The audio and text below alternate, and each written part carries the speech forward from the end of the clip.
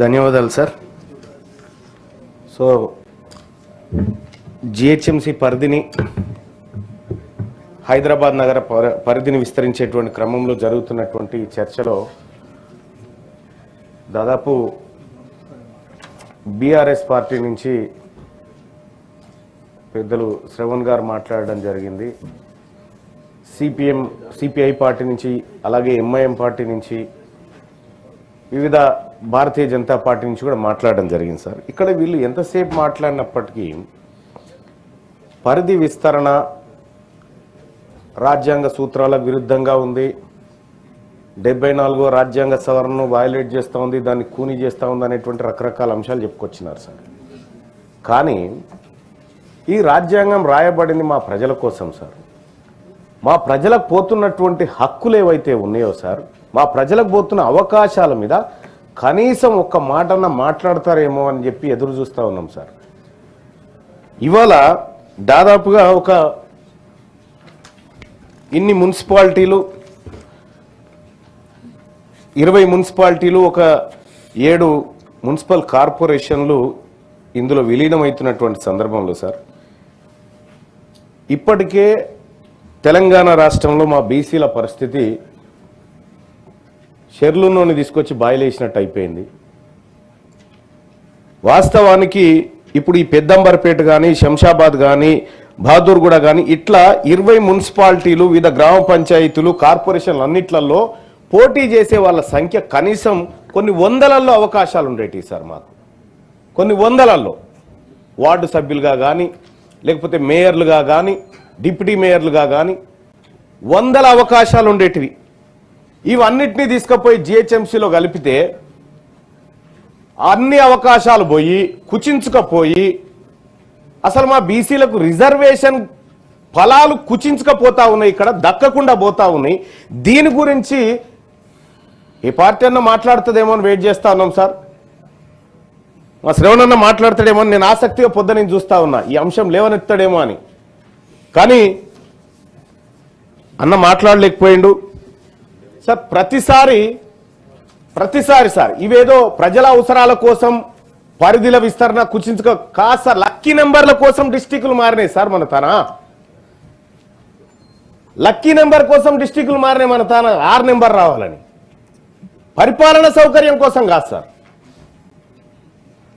ఈ ఇటీవల కాలంలో జరుగుతున్నటువంటి మార్పుల వల్ల గతంలోనే సార్ 2025లో 2000 మంత్రి గారు చెప్పినటువంటిది 56 గ్రామాలు 2024లో విలీనం చేశారు సార్. అప్పుడు కూడా మొత్తుకున్నాం సార్ మేము. మా వార్డు మెంబర్లు పోతా ఉన్నారు, మా సర్పంచులు పోతా ఉన్నారు, మా ఎంపీటీసీలు పోతా ఉన్నారు. ఆఖరికి మాకు రాజకీయ అవకాశాలు దెబ్బతీస్తా ఉన్నాయి ఈ బిల్లుల ద్వారా, మా సంగతి ఏంది అని చెప్పి అడగడం జరిగింది సార్. ఆ రోజు ప్రభుత్వం దాటవేసే విధంగానే మేము విస్తరిస్తా ఉన్నామనేటువంటి మాట చెప్పింది. ఇవాళ అడుగుతా ఉన్నాం సార్, మా పరిస్థితి ఏంది సార్? ఇక్కడ ఈ వార్డులలో పోటీ చేసే మా బీసీలకు ఏం చెప్తారు సార్? ఈ బిల్లు ఏం సమాధానం చెప్తారు దీంట్లో? ఇప్పుడు 20 మంది వార్డు సభ్యులు ఉండే కాడ ఒక్క జిహెచ్ఎంసీ కార్పొరేటర్ వస్తాడు సార్. ఇప్పుడు 19 కనీసం మాకు 50% అనుకున్న 10 మంది మాకు ఉండాలి కదా సార్. 10 కూడా పోయినట్టే కదా సార్. ఇట్లా రాజకీయ అవకాశాలు పోయినాయి. రెండోది ఉపాధి హామీ సార్. ఆ గ్రామీణ ప్రాంతాల్లో ఉన్నటువంటి వాటిని తీసుకొచ్చి గ్రామ పంచాయతీలను తీసుకొచ్చి అప్పుడు నగర పంచాయతీలు మున్సిపాలిటీలలో కలిపి అట్లా పోయినాయి సార్.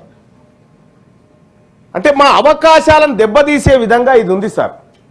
ఇప్పుడు దీంట్లో ప్రజాస్వామ్యం, ప్రజల చేతుల్లో అధికారం ఉండాల్సినటువంటి ఈ దేశంలో ఇట్లాంటి బిల్లుల ద్వారా అధికారుల చేతికి విస్తృత అధికారాలు పోతా ఉన్నాయి సార్. ప్రజల దగ్గర నుంచి ప్రజాస్వామ్యం దూరం అవుతా ఉంది దీని ద్వారా.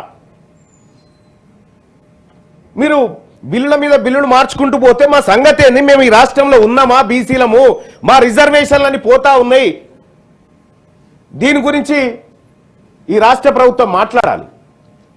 అందుకోసమే సార్ చాలాసేపు నేను చూస్తా ఉన్నాను, చాలా బాధ అనిపిస్తా ఉంది బిల్లులు చూసిన తర్వాత. గింత అన్యాయంగా, అంటే ఈ బిల్లు ఏం చెప్తుందంటే బీసీలారా మీరు ఇంకా తీసేస్తున్నాం మీ రిజర్వేషన్ అని చెప్తా ఉంది అన్నట్టు. ఇక్కడ సార్ ఈ బిల్లుకు అది మా బీసీల బాధ అయితే, ఈ బిల్లుకు సంబంధించి సార్ ఇదివరకే మనం పారిశ్రామిక వాడల్ని ఇక్కడి నుంచి తీసి బయటేయాలనుకుంటున్నాం సార్.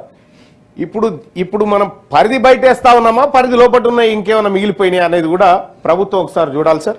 ఇక అలాగే ఈ ఔటర్ రింగ్ రోడ్ ఎందుకు ప్రామాణికం అవుతా ఉంది సార్? నగర విస్తరణకు ఔటర్ రింగ్ రోడ్ అనేది ఎందుకు ప్రామాణికం? ఇక్కడ రాగానే ఇక్కడ కుచించుకపోయి ఉంటుంది ఔటర్ రింగ్ రోడ్. ఈ గచ్చిబౌలి దగ్గర రాగానే జర దగ్గరకు వచ్చి ఉంటుంది, మిగతా చోట్ల దూరం అయి ఉంటుంది. అదే ఎందుకు ప్రామాణికం అవుతా ఉంది? ఈ రాష్ట్ర ప్రభుత్వం చెప్పాల్సినటువంటి అవసరం ఉంది సార్. ఇక ఒకే విధమైనటువంటి పన్ను విధానం సార్. జూబ్లీ హిల్స్ లో ఉన్నటువంటి వ్యక్తికి, పోచారం గ్రామ పంచాయతీలో గుడిసేసుకున్నటువంటి వ్యక్తికి ఒకే రకమైన పన్ను విధానం అంటే ఏం చెప్పదలుచుకున్నాడు సార్ దీని ద్వారా? ఓ పని చేయండి సార్, పోచారం కాడున్నటువంటి మా గుడిసాయన ఆస్తిని జూబ్లీ హిల్స్ లో ఉన్నటువంటి ఆ పెద్ద ఆయన ఆస్తిని ఒక దగ్గర వేసి శిరసగం చేసినాక పన్ను వేయరు సార్. మరి అదన్నా చేయండి సార్. చేస్తున్నాను సార్. సార్ ఇక ఇప్పుడు అర్బన్ లోకల్ బాడీస్ విలీనం అని చెప్పి చెప్తా ఉన్నారు సార్. ఈ బిల్లులోనేమో ఇక్కడెక్కడో గ్రామ పంచాయతీలను కూడా రాసినారు సార్. దాంట్లో మరేమన్నది అయిపోయినాయి కదా, ఇదివరకు అయిపోయినాయి మెన్షన్ చేసి రైట్ సార్. ఇక సార్ ఇంకొకటి సార్, మనము ఒక చిన్న కార్యక్రమం చేయాలన్నా అవతలి వాళ్ళ అభిప్రాయం అనేది ఇంపార్టెంట్ సార్. డాక్టర్ శ్రవణ్ గారు కూడా ఆ అంశాన్ని లేవనెత్తినారు.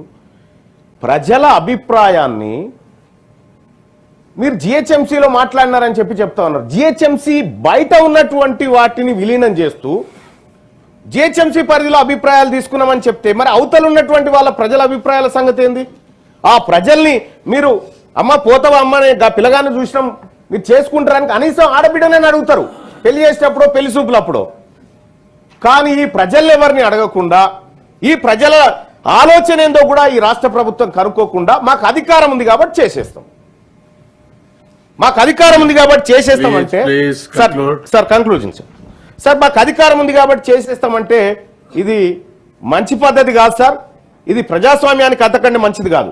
ప్రజల అభిప్రాయమే ప్రజాస్వామ్యం సార్. సార్ ఇక ఈ కార్యక్రమం ఇట్లా ఉంటే సార్ 2025 నాటికి 1,34,00,000 మందికి సంబంధించినటువంటి అంశంగా ఇది మారిపోయింది సార్. మంచి సార్. కానీ తెలంగాణ రాష్ట్రంలో ఉన్నటువంటి మిగతా మున్సిపాలిటీల సంగతి ఏంటి సార్? మిగతా మున్సిపాలిటీల పట్ల మీకున్నటువంటి ప్రేమేంది? ఈ 1.34 కోట్ల మందికి సంబంధించిన దాని మీద చాలా ప్రేమ ఆప్యాయత ఈ రాష్ట్ర ప్రభుత్వానికి ఉంది. మిగతా మున్సిపాలిటీల్లో అనేక సమస్యలు తిష్టేసి కూర్చున్నాయి. ఆ విషయంలో ఈ రాష్ట్ర ప్రభుత్వానికి ఎందుకు చిత్తశుద్ధి లేదు సార్? అలా ఈ విషయంలో కూడా మోసమే జరిగింది సార్. అయితే ఒక్కటైతే వాస్తవం సార్, గతంలో ఉన్నటువంటి బీఆర్ఎస్ పార్టీ అయినా ఇప్పుడున్నటువంటి కాంగ్రెస్ పార్టీ అయినా ఈ బిల్లుల రూపకల్పన ద్వారా కనీసం ఒక మనిషిని ఉరేసేటప్పుడు మెల్లగా బిగిస్తుంది కదా సార్. మా బీసీల ఇంట్లో బిగేసుకుంటూ వస్తూ ఉన్నాయి సార్. మాకు అవకాశాలు పోతా ఉన్నాయి సార్. వీటి ద్వారా మా సంగతి ఏందో తేలాలి. మా సంగతి ఏందో తేల్చే వరకు ఈ రాష్ట్ర ప్రభుత్వాన్ని నిద్రపోనీయం, అటు విపక్షాన్ని కూడా నిద్రపోనీయం. మీరు చేసిన మోసం కూడా అనేకం ఉంది. సో కాబట్టి దయచేసి సార్ వీటి ద్వారా మా అవకాశాలు పోతున్నాయి అనేటువంటి మాట మేము చెప్తా ఉన్నాం సార్. రాష్ట్ర ప్రభుత్వం నుంచి మేము మంచి సమాధానం కోసం వెయిట్ చేస్తా ఉన్నాం.